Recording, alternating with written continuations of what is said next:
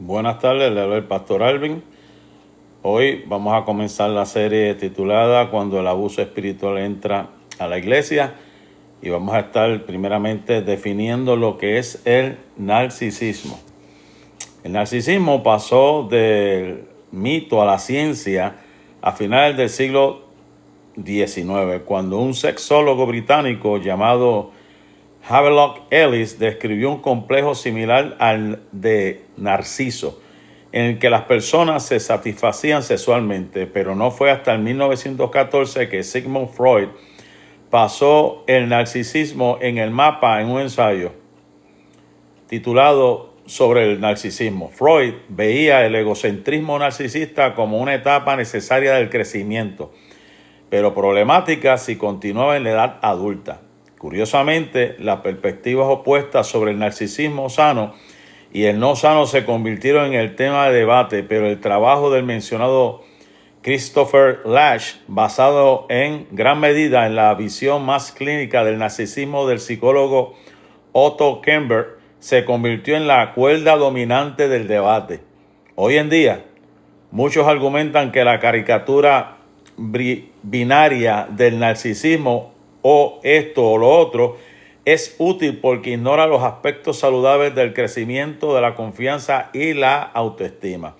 Hoy en día los criterios para el trastorno de personalidad narcisista, el TNP, se encuentran en el Manual Diagnóstico y Estadístico de la Asociación Estadounidense de Psiquiatría, actualizado con revisión clave en junio del 2011.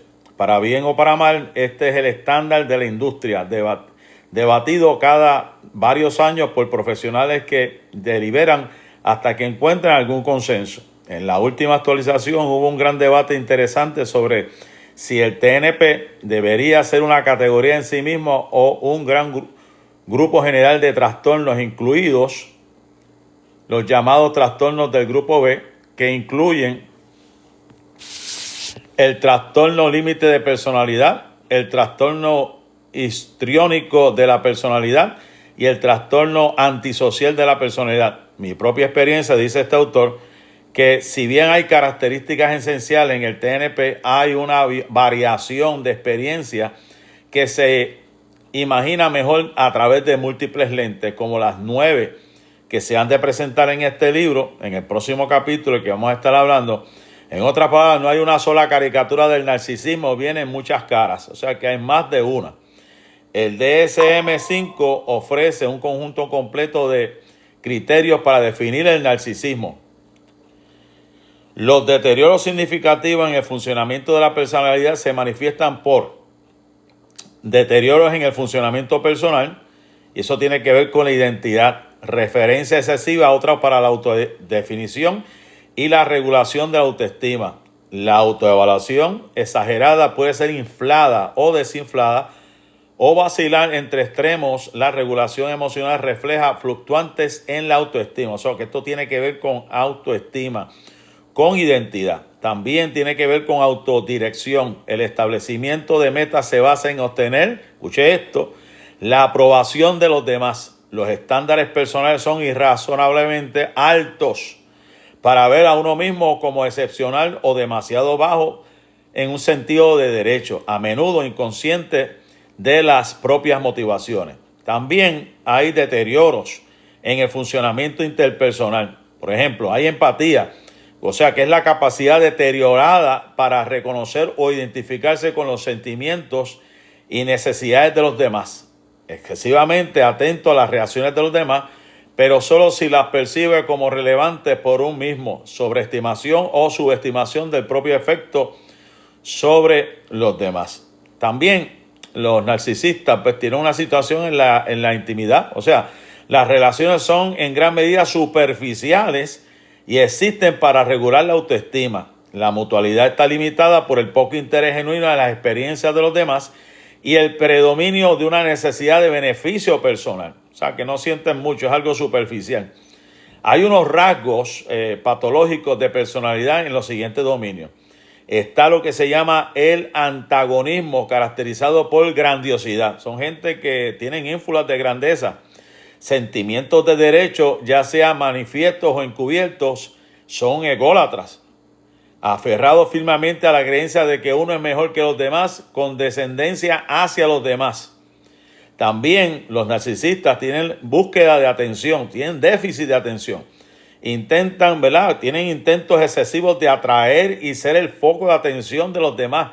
Búsqueda de admiración. Usted lo ve, lo que buscan es ser admirado. Y estamos hablando del narcisismo dentro de la iglesia, que eso se ha convertido ya como un patrón repetitivo en muchas personas. Entonces, cuando hablamos de narcisismo, tenemos que hablar también de los deterioros en el funcionamiento de la personalidad. Y la expresión de los rasgos de personalidad del individuo son relativamente estables a lo largo del tiempo y consistentes en las diferentes situaciones.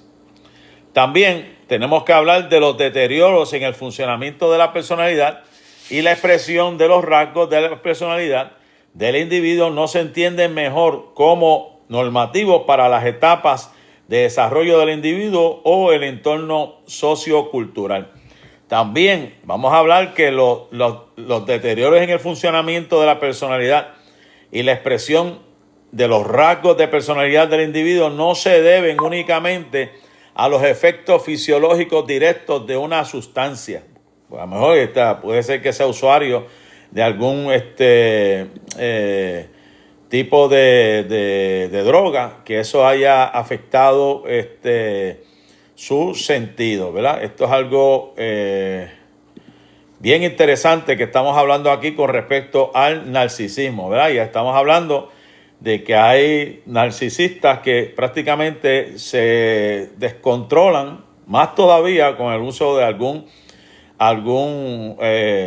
droga, algo adictivo. Y quizás, ¿verdad? Usted puede estar de acuerdo o no de acuerdo, pero hay que destacar algunas características claves. Primero, verás que la grandiosidad y la búsqueda de atención se agrupan bajo un solo aspecto del conjunto más amplio de criterios.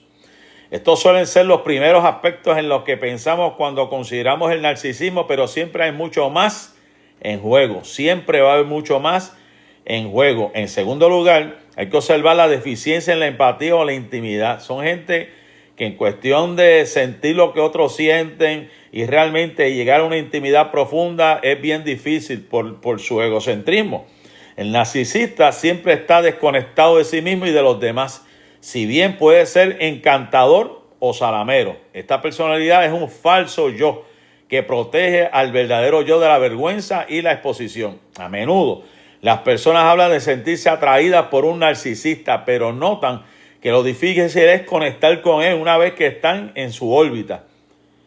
En un contexto ministerial, esto puede ser especialmente peligroso, ya que quienes son llamados a pastorear, enseñar o cuidar de otros tienen una mayor capacidad para fingir empatía. Esta es una habilidad de que se aprende temprano en la vida, en medio de las heridas originales de la infancia, un mecanismo defensivo y de autoprotección que permite relacionarse sin el riesgo de una vulnerabilidad real. Tercero, escuche bien esto, estamos hablando del narcisismo dentro de la iglesia. Hay que observar cuán desconectado está el narcisista de su sentido de identidad y de dirección. Esto no significa que la persona narcisista no tenga éxito vocacional, sino que ha perdido el contacto con su yo más profundo, encontrando su identidad en el espejo que mejor refleja lo que desea ver, porque ellos quieren ver lo que ellos quieren ver, no lo que los demás ven. Y es algo interesante. En el ministerio, los pastores usan congregaciones para validar un sentido de identidad y de valía. La iglesia se convierte en una extensión del ego narcisista y sus altibajos conducen a temporadas de inflación y diflación del ego para el pastor. Lo suben o lo bajan, dependiendo del estado anímico. Hoy en día, las plataformas, estas redes sociales se suman a esta mezcla debido a que su sentido de identidad está ligado a la realidad externa. ¿Ves? Mientras más like, mejor. Mientras menos like o menos conexión las personas tengan, pues eso puede variar el narcisista en su sentido, ¿verdad? En su carácter o en su mood de ese momento dado, ¿verdad? Debido a esto, el sentido de identidad está ligado a realidades externas. El sentido de misión es vacilante y desorientado. Identidad está ligada a la realidad externa. Su sentido de misión está descontrolado. lo que a menudo se manifiesta en visiones y programas constantemente cambiantes. Hoy puede ser que de un programa de una forma, mañana de otro, porque lo que están buscando es atención, lo que están buscando es que la gente los acepte y crean todo lo que esa persona diga. Y es un sentido de insatisfacción frecuente en el estatus de esa persona y una interacción ansiosa con el personal y los miembros. El DSM-5 dice todo lo necesario sobre el narcisismo. De hecho, este se presenta en muchas caras y formas diferentes, algunas que parecen caricaturas clásicas y otras que son más sutiles y a veces incluso más insidiosas. Como dice el autor, para empezar es importante recordar que el narcisismo existe en un espectro que va desde lo saludable, escuche esto, hasta lo tóxico. En un extremo está el narcisismo saludable, donde vivimos con humildad, pero con confianza. Estamos anclados en una experiencia de ser amados profundamente en un nivel central. Imagínese a un niño que valientemente hace una voltereta para su padre, recibiendo su deleite, que lo aplaude. Oh, mira, hizo eso el nene mío. Cuando somos amados bien, desarrollamos una confianza sana y santa. Donde vemos narcisismo saludable, también notaremos que hay vergüenza saludable. Son bien humildes las personas, ¿verdad?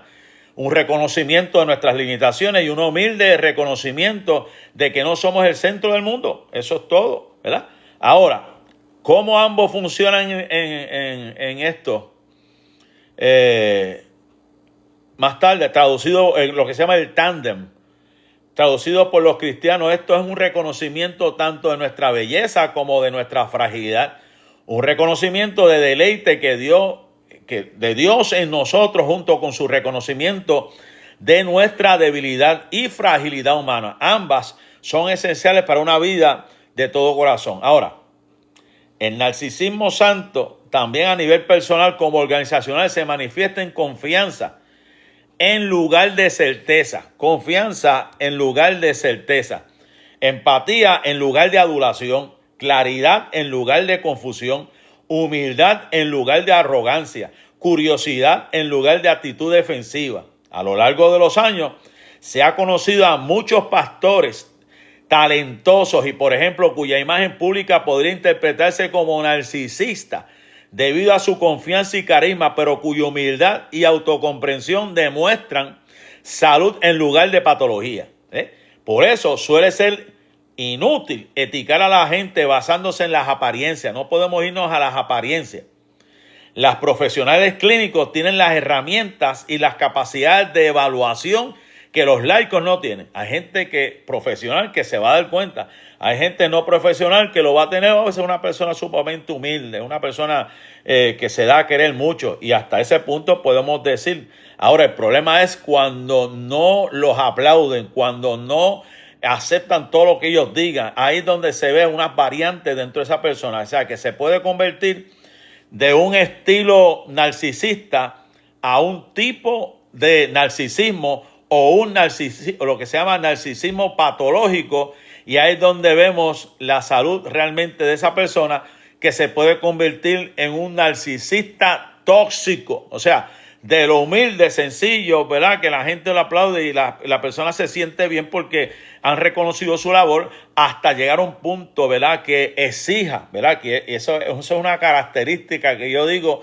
clara del anticristo. Es el espíritu del anticristo que se manifiesta en ese tipo de personas. Entonces, si seguimos aquí leyendo lo que este autor nos habla, algunas personas muestran elevaciones en el aspecto narcisista que indican un estilo de narcisista de simplemente relacionarse. Esto no es alarmante en sí mismo. De hecho, uno puede manifestar las características de la salud que acabamos de observar. A veces existen razones circunstanciales para la elevación. Por ejemplo, una temporada particularmente difícil en el ministerio que lleva a una actitud defensiva del ego. O sea, que tiene que estar luchando por sobrevivir. O la elevación puede ser representativa de un patrón de relaciones prolongadas que enmascara cierta inseguridad o ansiedad basada en la vergüenza, pero del cual la persona es consciente y capaz de gestionar. Un estilo no es una patología, pero como profesionales clínicos hay que prestar mucha atención a cómo se manifiesta en la vida de una persona que lo impulsa desde adentro, porque hay cosas que impulsan, hay cosas que motivan, hay cosas que obligan a una persona a veces a hacerlo porque es el sentido de sobrevivencia, ¿verdad? Entonces, aquí el autor dice que cuando hay una elevación más pronunciada o lo que sea, llega a lo que se conoce como un tipo de narcisismo.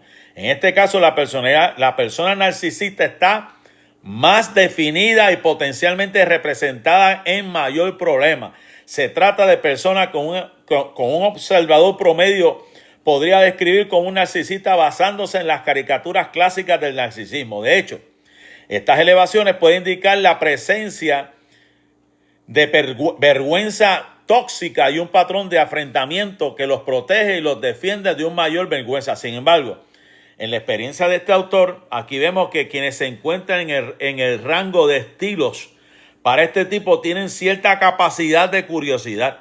Aunque quizás se muestran a la defensiva al principio, pueden bajar la guardia para elevarse en su mundo interior y establecer conversaciones honestas, ¿verdad? Pueden llegar a la honestidad. Hay personas que reconocen que lo hicieron mal o que están muy elevados, que hay que bajar un poco, ¿verdad? Aquí el autor nos está hablando, ¿verdad?, de las implicaciones de lo que es un narcisista. A veces, ¿verdad?, este caballero dice aquí que observa que en sus evaluaciones de candidatos a pastores, ya que en una conversación sobre elevación narcisista conduce a una autorrealización honesta y a confesiones sinceras del posible impacto de su comportamiento. De hecho, cuanto más se eleva una persona, más pronunciada puede ser el comportamiento narcisista, lo que puede llevar a posibles problemas en las relaciones, el trabajo y otros aspectos de la vida. Y voy a terminar por hoy, ¿verdad?, porque estoy hablando de la introducción a lo que es el narcisismo. Cuando la persona llega al extremo del espectro de lo que es el tóxico, ahí se encuentra un patrón patológico diagnosticable, ¿verdad? Y a menudo, ¿verdad?, realmente tóxico en las relaciones y el ámbito laboral. En este caso, la psique se encuentra por un falso yo. Estos son los que aparentan algo, están viviendo bajo una máscara y están tratando de aparentar y se convierte en algo principal. Esa máscara principal, la que lo usa para aparentar en el mundo. La persona narcisista se convence de que así es como tiene que ser. Personas que son imponentes. No, así es que tiene que ser porque yo lo digo. Y el coste de su pérdida de conexión con un verdadero yo se manifiesta en un estilo de relación tóxica. Cuando la persona es persistente, que no hay quien le quite, que le saque de su mente que está errado. Y aunque lo diga la Biblia, y aunque se lo probemos por la palabra, y aunque le digamos que está mal, que está haciendo las cosas mal, la persona va a persistir porque es un narcisista tóxico, ¿verdad? Que no quiere cambiar, que no quiere arreglarse. Lamentablemente, cuando el narcisismo se vuelve tóxico, la persona realmente tiene poca o ninguna capacidad para verse a sí mismo o para ver los restos del daño relacionado que dejó a su paso. Su egodefensa es el producto de años de autoprotección y la mayoría de los profesionales clínicos se mostrarían escépticos ante la perspectiva de un cambio. Es bien difícil, que los mismos médicos dicen, está difícil esto. Más adelante voy a seguir hablando acerca del narcisismo grandioso, invulnerable, y más adelante estaré hablando de los 9 casos, las nuevas máscaras del narcisismo. Así que Dios me los bendiga, Dios me los guarde, la paz y la bendición de Dios sea con cada uno de ustedes, hoy, mañana y siempre. Bendiciones.